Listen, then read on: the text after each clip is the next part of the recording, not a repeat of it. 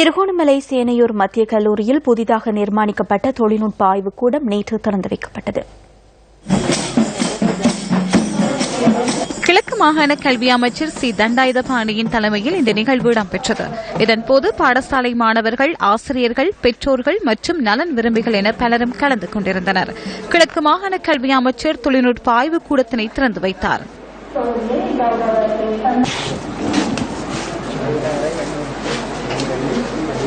அநேகமாக எங்களுடைய கிழக்கு மாகாணத்திலே இத்தகைய தொழில்நுட்ப ஆய்வு கூடங்கள் கட்டப்பட்டு இந்த ஆட்சி மாற்றத்தின் காரணமாக பல தொழில்நுட்ப ஆய்வு கூடங்கள் இன்னமும் திறக்கப்படாமல் அவ்வாறே இருந்து கொண்டிருக்கின்றது.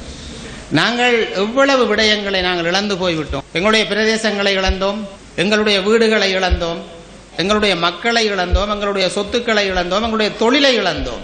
நாங்கள் இன்னமும் இழப்பதற்கு என்ன இருக்கிறது எங்களுக்கு? மொத்தமாக நாங்கள் சம்பூர் பிரதேசம் என்று பார்க்கும் பொழுது 4 பிரதானமான பாடசாலைகள் வருகின்றது.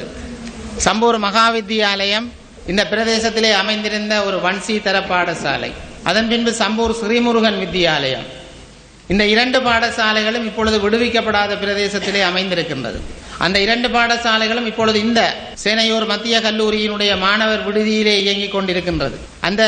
அந்த பாடசாலைகளும் விடுவிக்கப்படும் என்று நாங்கள் எதிர்பார்க்கின்றோம் விரைவிலே.